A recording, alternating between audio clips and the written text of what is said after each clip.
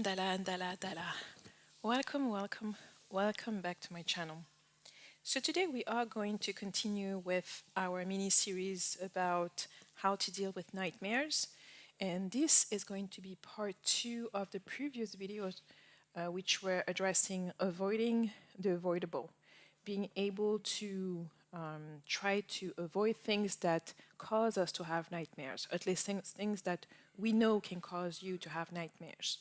So in the previous video, we talked about if you are nightmares, if you do have nightmares that are directly linked to a movie or a TV show or something like that, then it's easier for you to know that what is connected to and to stop watching those elements. And the previous video talked about what to do with that. Now, I wanted to add to the things you can do to avoid the avoidable.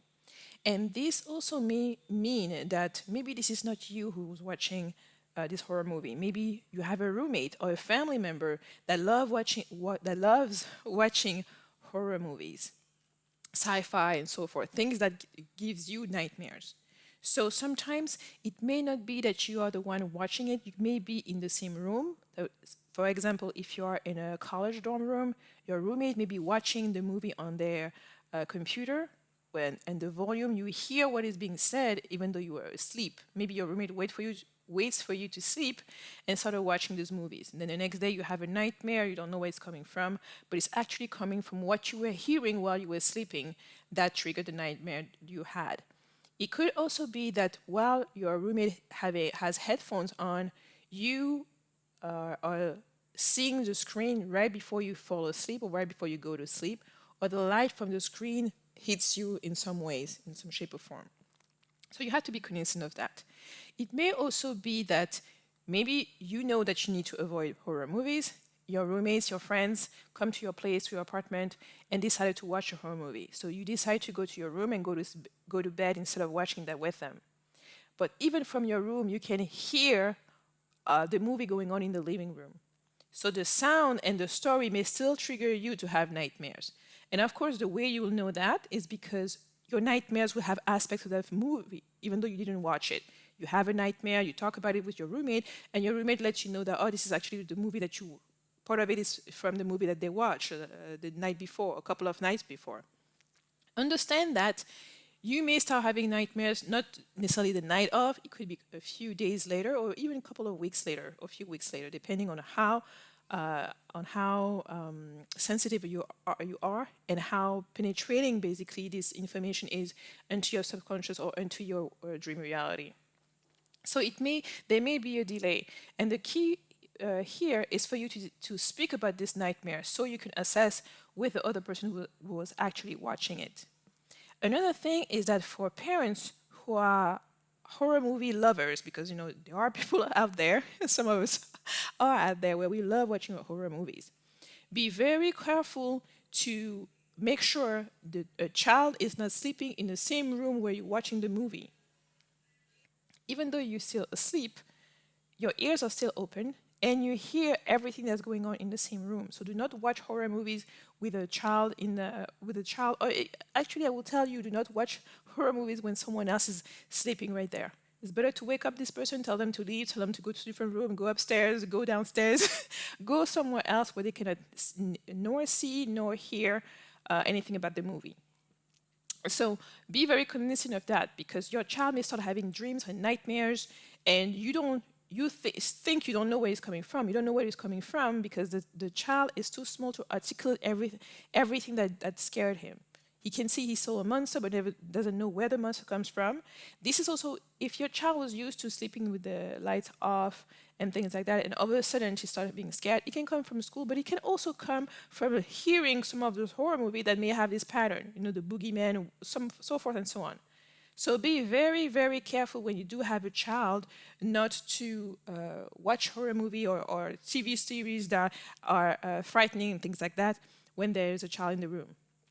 Better to wait for the child to be deeply asleep, go put the child in a different room, have a baby monitor there if you need to, but do not expose your child to that kind of information or that kind of experience. So in this part where we're talking about things we can do to avoid things that can trigger nightmares, make sure other people, your social settings, if you have a roommates or family members that watch horror movies, that you nowhere near that in terms of having the image reflected on you or in terms of having the sound reflected on you. The same if you have children, make sure you protect them and you put them aside. And also, you may have other situation where you're watching this movie at school. So this is a more trickier out of all of them. So usually, if you're gonna watch a horror movie, there's a purpose behind it. The teacher may want to show some part or explain something to you. You know, there are all kind of courses you can take in college right now. But the thing is that you've always been warned before. You have a syllabus. They usually inform you of what movie is going to be watched, so you have the time to go see the teacher and be excused from that particular day if you don't want to trigger anything from yourself, but discuss that with the teacher ahead of time. So it's basically you being aware of things that cause you to have nightmares. And of course, the only way you're going to be aware of that is if you start paying attention. You have a nightmare and then you realize it's the movie that your roommate was watching. You realize that this is a movie your parents kept watching while you were a child, falling asleep. While you were asleep, you keep hearing those things, and those things were scaring you when you're seeing them in your nightmares. So it's really important to kind of look at all of those different sources. And of course, as we go down in this series, the goal is for you to take away anything that can be rationally, logically suppressed in order for you to avoid having nightmares.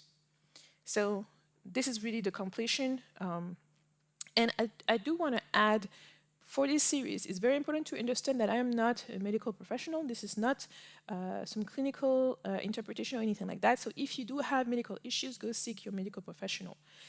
What I'm speaking of here is more of on a spiritual level, on a cultural level, and an energetical level. So the nightmares, to me, as I've stated to you, the dream realm, the dream world, what is happening there has meaning. It's purposeful. It's not just a coincidence with what something else is going on or from you processing things during the day and things like that. It has nothing to do with psychotherapy or anything like that. Each dream has a meaning behind it. This is why we always speak of dream interpretation.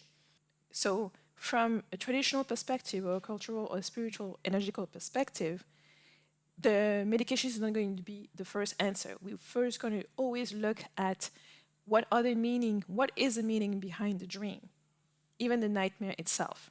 And this is what we've tried to do in these two first episodes. If the meaning is coming from something tangible that you can assess and that you can identify, then limiting exposure to it may stop those dreams. Okay. Now we can talk about when you stop exposing yourself and the dream continues. That's going to come in different videos where we talk about recurring nightmares. So I hope this was useful, and please let me know in the comment if you've been in a situation where you started having nightmares and things like that, and then you realize, oh, this is part of your roommate. This is things that you are not even exposing yourself to, but other people were exposing you to it. For example, you're invited to sleep over at a friend's house, and they're talking about we're going to watch a cool movie, and then it turns out it's a horror movie, and everybody has to watch it. Or if you don't want to watch it, you have to sleep in the same room where other people are going to be watching this movie. So if you have similar experiences, please share. And if you manage to overcome those experiences on your own, please also share so other people can use that, and it might also help them on their journey.